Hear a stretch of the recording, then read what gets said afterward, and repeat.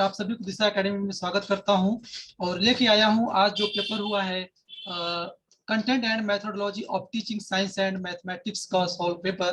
ठीक है, चलिए डिस्कस करते हैं आगे प्रश्नों पर। ठीक है, पहला प्रश्न हमारा है वह विकल्पी प्रश्न है। ठीक है, जैसे मैं पहले आपको बता चुका हूं कि पेपर का जो स्ट्रक्चर है यह ऑब्जेक्टिव प्रश्न है, बहुविकल्पी प्रश्न है, ट्रू एंड फॉल्स है। ठीक है, तो यह पहला हमारा प्रश्न है, ध्यान रखिए सभी प्रश्न करना अनिवार्य है, कोई प्रश्न आपको छोड़ना नहीं है। ठीक है, पहला प्रश्न हमारा है गणित की प्रकृति डॉट डॉट डॉट डॉट है। चार ऑप्शन, चारों में आपको एक को यहाँ फुलफिल करना है, अर्थात एक को सिलेक्ट करना है। ठीक है, सजावटी, मुश्किल, तार्किक सभी के लिए नहीं है, तो पहले का जवाब होगा बी होगा। तार्किक होता है, गणित का जो प्रकृति होता है, जो उसका स्वभाव होता है वो क्या है, तार्किक होता है। ठीक है, नेक्स्ट लेते हैं दूसरा क्वेश्चन, आगे बढ़ते हैं। दूसरा क्वेश्चन है गणित शिक्षण की विवेचनात्मक पद्धति, गणित शिक्षण की विवेचनात्मक पद्धति के सिद्धांत पर आधारित है। तो आपके पास चार ऑप्शन है, विशेष सामान्य की ओर, ज्ञात से अज्ञात की ओर, अज्ञात से ज्ञात की ओर, सरल से जटिल की ओर, विश्लेषण से संश्लेषण की ओर। दोस्तों जो दूसरे का जवाब होगा, जो आंसर होगा वो ए है, विशेष से सामान्य की ओर है। ठीक है, पद्धति पर आधारित है। तीसरा हमारा है किस प्रकार के मूल्यांकन का मुख्य उद्देश्य विद्यार्थियों को प्रतिपुष्टि देना होता है। ठीक है, तो यह रचनात्मक मूल्यांकन, संगणक मूल्यांकन, योगात्मक मूल्यांकन एंड प्रक्रियात्मक मूल्यांकन। ठीक है, तो तीसरा है हमारा यह ए, इसका सही जवाब है रचनात्मक मूल्यांकन। ठीक है, रचनात्मक मूल्यांकन में का जो उद्देश्य होता है विद्यार्थियों को प्रतिपुष्टि देना होता है। ठीक है, और जो हमारा चौथा प्रश्न है, चौथा प्रश्न देखिए, यदि श्रवणबाधित छात्र 5550 को लिखता है तो इसका अर्थ है, चार ऑप्शन है, स्थानीय मान की अवधारणा स्पष्ट नहीं है। ठीक है, संख्याओं का ज्ञान नहीं है, गणित का ज्ञान नहीं है, जोड़ना नहीं जानता। तो जो चौथा है, चौथा जवाब होगा ए है, स्थानीय मान की अवधारणा स्पष्ट नहीं है। ठीक है, ये इसका जवाब क्या होगा, ए। ठीक है, पांचवा, विज्ञान और गणित पढ़ाने का मुख्य उद्देश्य है सोचने की शक्ति का विकास करना, तर्क शक्ति का विकास करना, एंड दोनों ए और बी या इनमें से कोई नहीं। तो दोस्तों मैं आपको बता दूं, विज्ञान और गणित पढ़ाने का जो मुख्य उद्देश्य होता है ना, बच्चों में थिंकिंग पावर डेवलपमेंट किया जाता है, देन लॉजिकल पावर डेवलपमेंट किया जाता है, दोनों यहाँ पर है। ठीक है, तो ध्यान रखिए क्या होगा, जवाब सी होगा, ए और बी दोनों। ठीक है, आगे बढ़ते हैं छठा क्वेश्चन पर, निम्नलिखित में से कौन सा शिक्षण का सूत्र नहीं है। ठीक है, शिक्षण सूत्र नहीं है संपूर्ण से अंश की ओर। देखिए ध्यान रखिए, आप लोग गलती क्या कर जाते हो, ये नहीं नहीं देखते हो। ठीक है, आप नहीं को नहीं देखते हो, इसलिए आप गलती कर जाते हो। तो ध्यान रखिए कि इसमें पूछा है कौन शिक्षण का सूत्र नहीं है, संपूर्ण से अंश की ओर एक है, मूर्त से अमूर्त ये भी है, सरल जटिल है, लेकिन सरल से सरल की ओर कोई शिक्षण का सूत्र नहीं होता है। तो छठे क्या हुआ, डी जवाब है। ठीक है, छात्र निष्क्रिय रहते हैं, छात्र कब निष्क्रिय रहते हैं। ठीक है, देखिए ध्यान रखिए, छात्र निष्क्रिय रहते हैं परियोजना विधि में, स्वयं अध्ययन में, व्याख्यान विधि में, अनुमानी विधि में। जो छात्र होते हैं ना, वो व्याख्यान विधि जो होता है, व्याख्यान विधि लेक्चर मेथड बोलते हैं, लेक्चर मेथड में छात्र निष्क्रिय हो जाते हैं, पैसिव हो जाते हैं। ठीक है, आठवां जो हमारा है, आठवां, फील्ड ट्रिप दौरान, फील्ड ट्रिप दौरान बच्चे क्या सीखते हैं। ठीक है, तो पहला, छात्रों को विविध अनुभव मिलता है, ये बात सही है, बहुत अनुभव मिलता है बच्चों को, गुड। छात्रों को नई चीजें देखने को मिलती, ये भी सही है, जो उन्होंने कभी नहीं देखा वो विजिट के माध्यम देखने को उनको मिल जाता है। छात्र एक साथ बचते हैं, हाँ बचते हैं, क्योंकि वो एक साथ जाते हैं विजिट पर, तो उनमें फ्रेंड सर्कल ज्यादा डेवलपमेंट होता है। तो अर्थात इसमें दिया है उपयुक्त सभी, तो जो डी होगा आठवें का, D will be correct answer है, सही जवाब है, तो आठवें का डी होगा। ठीक, उपयुक्त सभी। ओके दोस्तों, आगे बढ़ते हैं, और अगर ये वीडियो आपको अच्छा लगता है तो आप बने रहिए और देखते रहिए हमारे दिशा एकेडमी यूट्यूब चैनल से। ठीक है, जुड़े जुड़े रहिए, और आपको अप टू डेट जो भी स्पेशल एजुकेशन इस तरह से इन्फॉर्मेशन होगी आपको जरूर अवगत कराया जाएगा। पहला नौवां प्रश्न देखते हैं, निम्नलिखित में कौन सा शिक्षण सहायक सामग्री के चयन के संबंध में प्रासंगिक नहीं है। देखिए मैं फिर आपको बार बार कहता हूँ, प्रश्न को पढ़ते समय इस नहीं को जरूर पकड़िएगा, नहीं को जरूर ढूंढिएगा, ये जहां देता है वहां जान लो कि कुछ नहीं का प्रश्न पूछता है और हाँ समझ के ढूंढने लगते हैं जवाब, वो गलत कर जाते हैं। इसलिए हमेशा नहीं को नहीं समझ के चलिए, ठीक है। यह बाल केंद्रित होना चाहिए, हाँ। यह सरल और उपयोग में आसान होना चाहिए, हाँ। इसके लिए विशिष्ट शैक्षिक मूल्यों की आवश्यकता नहीं है। अगर यहाँ पर नहीं नहीं होता तो होता, लेकिन यहाँ पर नहीं दिया तो मतलब इसका 9वे का सी सही है, ठीक है। क्योंकि उन्हें कक्षा में पढ़ाए जा रहे विषय के साथ तालमेल बैठाना चाहिए, ये भी सही है। तीनों हैं, ए भी है, ए भी है, ए भी है, लेकिन जो 9वे का सी है, सी क्या कहता है, नहीं। क्योंकि यहाँ क्या पूछा है जब प्रश्न में, नहीं पूछा है, हाँ नहीं पूछा, नहीं पूछा है, ठीक है। तो 9वे का ऑप्शन सी क्या है, सही जवाब है। 10वां क्वेश्चन देखते हैं। 10वां में क्या है, 10वां क्वेश्चन है विज्ञान पाठ्यक्रम का लक्ष्य। विज्ञान पाठ्यक्रम का लक्ष्य होना चाहिए विशेषज्ञता हासिल करने के लिए विषय को विभाजित करें। सेलेक्ट करिए कौन होगा। एंड वस्तुनिष्ठता, निष्पक्षता, आलोचनात्मक सोच और पूर्वाग्रह पैदा न करना। लंबे समय तक काम करने के लिए सहन शक्ति विकसित करना। सभी स्कूलों द्वारा पालन की जाने वाली शैक्षणिक रणनीति के साथ विषय वस्तु को पूरक बनाना। तो जो 10वां है, 10वें का जो करेक्ट आंसर है वो बी है, ठीक है। क्योंकि अगर हम विज्ञान पाठ्यक्रम पढ़ते हैं उसका जो लक्ष्य होता है वो कि बच्चों में ऑब्जेक्टिविटी, ठीक है, और कल्टीवेट एंड क्रिटिकल थिंकिंग होनी चाहिए, ठीक है। जो कि किसी पर पूर्वाग्रह मतलब उनमें संशय, दुविधा, शंका ऐसा न हो, ठीक है। ये सब पैदा न होने की वजह से उनको विज्ञान पाठ्यक्रम का लक्ष्य बनाया जाता है। अगर आप विज्ञान पढ़ते हो तो आपके अंदर जो मतलब संशय होता है, शक होता है, नहीं ऐसा होगा वैसा होगा, तो ऐसा नहीं होता है, ठीक है। तो ऑप्शन जो बी है क्या है, सही है, will be correct answer option B, ठीक है, बी सही है। अभी तक हम डिस्कस किए हैं मल्टीपल चॉइस क्वेश्चन। अब आगे बढ़ते हैं। आगे हमारा क्वेश्चन है ट्रू एंड फॉल्स, सही या गलत लिखिए, ठीक है। और ध्यान रखिए ये भी आपको सभी प्रश्न करना अनिवार्य है, ठीक है। इसमें ये भी प्रश्न आपको छोड़ने नहीं, क्योंकि प्रत्येक प्रश्न 1 नंबर का दिया हुआ है। चलिए पहला प्रश्न देखते हैं। प्रायोगिक सिद्ध से तर्क संगत यह विज्ञान सिखाने की तकनीकों में से एक है? नहीं, ये क्या है, गलत, ठीक है।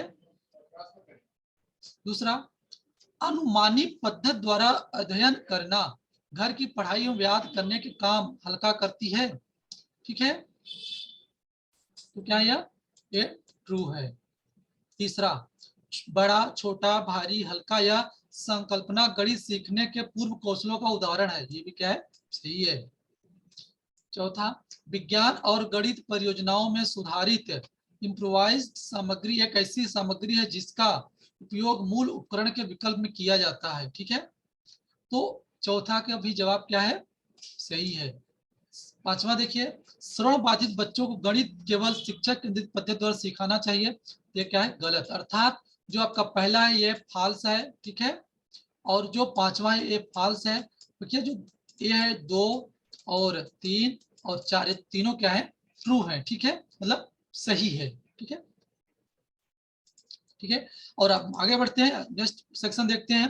नेक्स्ट सेक्शन है रिक्त स्थानों की पूर्ति कीजिए, ठीक। अब ये भी सभी प्रश्न करना अनिवार्य है, आप भूलिएगा मत, यहाँ लिखा हुआ है ऑलरेडी, ठीक है। तो वो सभी प्रश्न करने हैं। प्रत्येक प्रश्न आप 1 नंबर दियो, आगे देख ले सकते हैं आप लोग। पहला प्रश्न है हमारा, अनुमानी पद्धति का केंद्रीय सिद्धांत, यहाँ मतलब रिक्त स्थान है, भरना है आपको, है तो करके सीखना है, ठीक है। जो अनुमानित पद्धति का केंद्रीय सिद्धांत है यह क्या है, करके सीखना है, ओके। दूसरा हमारा है, सीखने की प्रक्रिया को जांचने के लिए, सीखने की प्रक्रिया को जांचने के लिए प्रकार का मूल्यांकन का प्रयोग किया जाता है। 2 प्रकार का मूल्यांकन किया जाता है, आपको पता होना चाहिए, ठीक है। तीसरा, आप यहाँ 2 लिखो या फिर 2 लिख दो, ठीक है, दोनों सही जवाब। कक्षा में परिचयात्मक प्रश्न पूछना अध्यापन के सिद्धांत पर आधारित है, ठीक है। जो तीसरा है, तीसरा अगर आप कभी जब पढ़ रहे थे, आप लेसन लिए होंगे, लेसन जब लेते हैं आप परिचय का प्रश्न, प्रस्तावना जो प्रश्न पूछते हैं, क्या होता है, जो बच्चों को ज्ञात है उससे हम उनको जो नहीं ज्ञात है वहां तक उनको ले आने का प्रयास करते हैं, ठीक है। अर्थात ज्ञात से अज्ञात सिद्धांत पर आधारित है, ठीक है। तो यहाँ पर क्या होगा, ये जवाब जो तीसरे का है ये है आपका ज्ञात से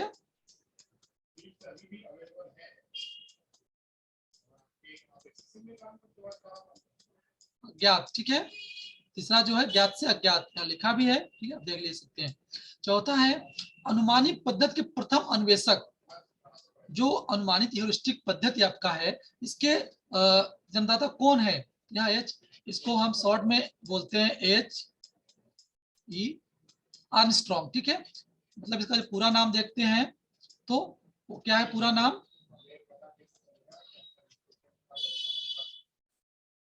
इसका पूरा नाम है हर्बर्ट एडवर्ड आर्मस्ट्रॉन्ग, ठीक है। तो HE हर्बर्ट स्ट्रॉन्ग भी लिखोगे तो भी सही रहेगा। और ठीक है, तो चौथे का जवाब ये है।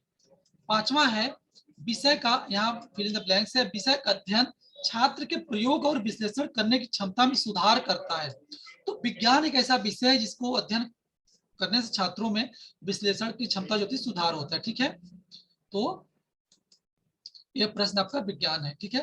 दोस्तों पहले में आपको करके सीखना भरना है, दूसरे में 2 भरना है, तीसरे में नोन टू अननोन, ज्ञात से अज्ञात भरना है, चौथे में हर्बर्ट एडवर्ड आर्मस्ट्रॉन्ग भरना है, और पांचवें में जो है वो विज्ञान भरना है, science. Science is a subject, ठीक है।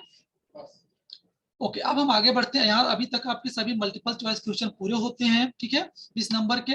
अब अगला सेक्शन देखते हैं, जो चौथा सेक्शन आपका बहुत महत्वपूर्ण सेक्शन है। यहाँ पर संक्षिप्त टिप्पणी लिखना है। क्या है? संक्षिप्त टिप्पणी लिखना है, ठीक है। ये आपको 8 प्रश्न दिया, 8 में सिर्फ आपको 5 करने हैं। कितने? आपको सिर्फ 5 करने हैं, ठीक है। 8 मत करिएगा, सिर्फ आपके 5 ही क्वेश्चन को मार्किंग की जाएगी, 5 क्वेश्चन पर आपके नंबरिंग की जाएगी। 8 क्वेश्चन आप सोचो कि हम नहीं, हम 2 क्वेश्चन बढ़ा के कर दे, हमको ज्यादा नंबर मिल जाएगा, तो ऐसा नहीं होता है, ठीक है। पहला प्रश्न देखते हैं, परियोजना पद्धति की विशेषताएं। जो प्रोजेक्ट मेथड होता है उसकी विशेषता लिखना है। को उसको हम कोई अप्लाई करते हैं और उसमें क्या क्या होता है जो उसको हम यूज करने से, जो हम शिक्षण पद्धति करते हैं या शिक्षण देते हैं बच्चों को पढ़ाते हैं, उससे क्या क्या फायदा होता है, क्या उसकी विशेषता है, हम उसको क्यों अप्लाई करते हैं, ठीक है, यहाँ पे लिखा जाएगा। एंड दूसरा है, प्रथम कक्षा के छात्रों के लिए जोड़ना सिखाने के लिए कोई 5 गतिविधियां बताइए। ठीक है, आपको एडिशन सिखाना है, जोड़ना सिखाना है। फर्स्ट स्टैंडर्ड का बच्चा है, जाहिर सी बात है उसको 1 2 3 कुछ जोड़ना सिखाओगे तो शायद वो गलतियां कर जाए, ना सीख पाए। लेकिन आप उसको एक्टिविटी क्रियाकलाप द्वारा सिखाइए, ठीक है, जो उसको पता हो। अगर मान लो उसको कोई जैसे लकड़ी है, ठीक है, लकड़ी के टुकड़े हैं, ठीक है, 2 टुकड़े इस साइड रखो, 2 टुकड़े इस साइड रखो, बोलो एक साथ मैच करो, ठीक है, 2 साथ मैच करो, फिर 3 करो, पूछो कितना हुआ, कितना हुआ, तो बता सकते। इस तरह से आप उनको अलग अलग 5 एक्टिविटी करा सकते हो। कागज के टुकड़े भी ले सकते हो, ठीक है, और जो बच्चा जानता हो अपने घर पे जिस वस्तु को देखा हो, ठीक है, जो उसको पता हो, उस तरीके से उसको उस पर अगर सिखाने का प्रयास कर, उस तरह गतिविधियां सिखाओगे तो बच्चों बहुत जल्दी जोड़ना सीख जाएगा, ठीक है। तीसरा है, द्वितीय कक्षा के छात्रों के लिए कोई 5 गणित अवधारणाएं को बताना है। अब क्लास सेकंड का बच्चा है, किसका? क्लास सेकंड का बच्चा है, और आपको क्या सिखाना है? गणितिक अवधारणा सिखाना है। गणितीय अवधारणा मतलब क्या? जोड़ना, घटाना, गुणा, भाग, डिजिट, ठीक है, यही गिनती होता है, 1 2 3 अंक होते हैं, इसको बोलते हैं, इसको 5 बोलते हैं, इसको 6 बोलते हैं। उसका शेप उनको बताना है, ठीक है, कि ये हम कैसे जानेंगे। मान लो अगर मेरे पास 1 लिखा है, फिर 2 लिखा है, फिर 3 लिखा है, फिर 4 लिखा है, फिर 5 लिखा है, हमको नहीं पता है इसकी अवधारणा क्या है। पर लेकिन आपको जब बच्चे द्वितीय क्लास का है उसको पढ़ाया जाएगा, देखो इस तरह से 1 होता है, ठीक है, हम इस तरह 2 होता है, 3, जो शेप ऑफ डिजिट है हमारा, ये उसकी क्या अवधारणा है, ठीक है।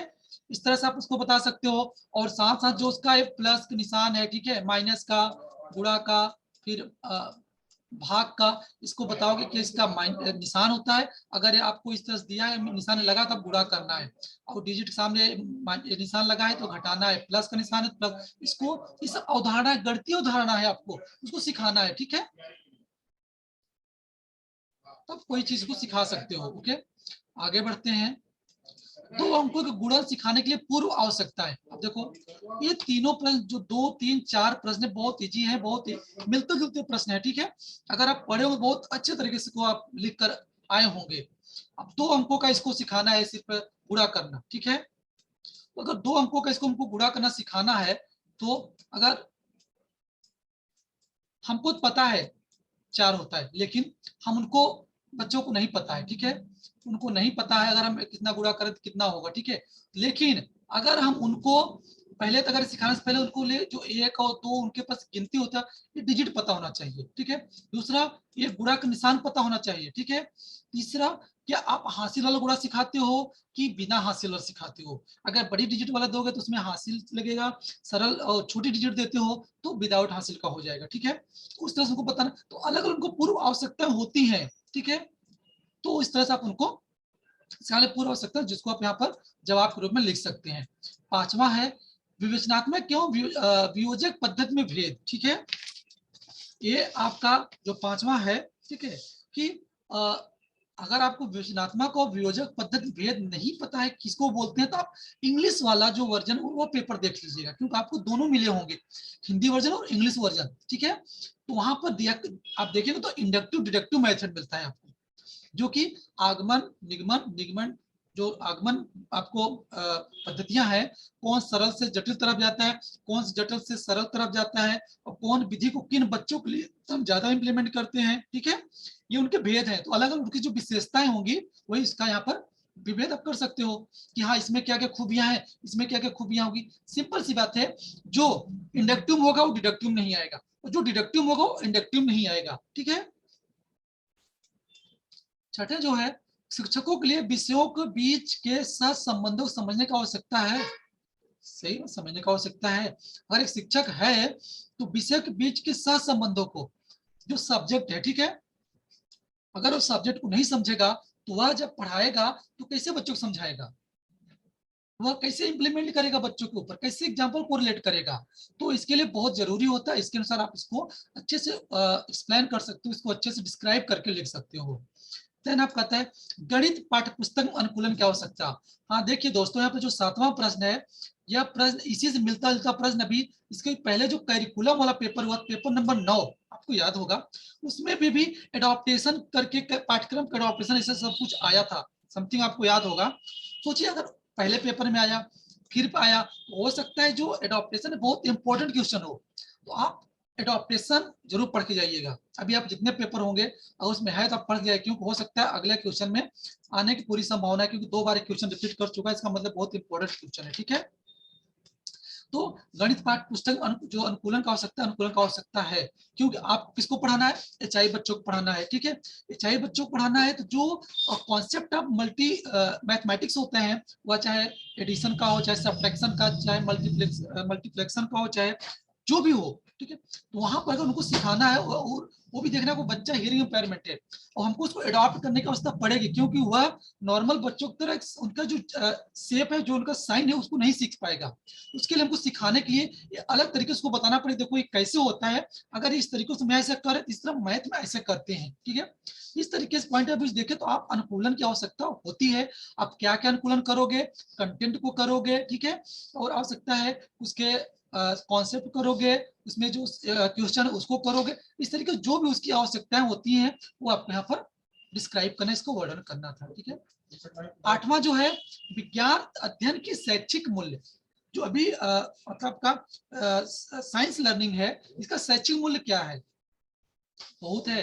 अगर आज साइंस ना होता तो आप घर बैठे पढ़ाई नहीं कर सकते। खैर, तो यहाँ आप देख सकते हैं जो हमारा साइंस है, यह शैक्षिक मूल्य में इसका बहुत बड़ा योगदान है, और साइंस विज्ञान के जरिए ही आज हम शैक्षिक को बहुत प्रचार और बहुत क्या इसको कह सकते हैं कि हम बहुत दूर तक फैलाव कर पा रहे हैं, ठीक है। आप अगर पढ़ना चाहो, साइंस की देन है, शैक्षिक मूल्य है कि आप कहीं से पढ़ सकते हो, ठीक है, और हम साइंस की बदौलत सब कुछ जान पा रहे हैं। तो कहीं ना कहीं देखा जाए तो इस पॉइंट ऑफ व्यू देख रहे हैं तो है, लेकिन अगर आप पढ़े हो तो इसको अच्छे से डिस्क्राइब करिएगा, ठीक है। हर, क्योंकि ये एप्लीकेशन लेवल क्वेश्चन है, यहाँ पर हर एक टीचर का, हर एक प्रोफेशनल की अलग अलग कॉन्सेप्ट होते हैं, थीम सेम होती है और कहने के अंदाज अलग होते हैं, ठीक है। तो आप अगर पढ़े हो, आप याद हो, तो आप इसको अच्छे से इसको डिस्क्राइब कर सकते हो, लेकिन ओवरऑल जिसको सरफेस देखा जाए तो सरफेस इसका जो थीमों का प्रश्नों को मैंने वही बता रहा हूँ, ठीक है। हम इसको क्योंकि अब्रॉड डिस्कशन नहीं कर रहा हूँ, बट हम सरफेस थोड़ा सा हल्का बता रहे कि ऐसा होगा इसमें, ठीक है। तो आप यहाँ चीज वर्णन कर सकते हैं।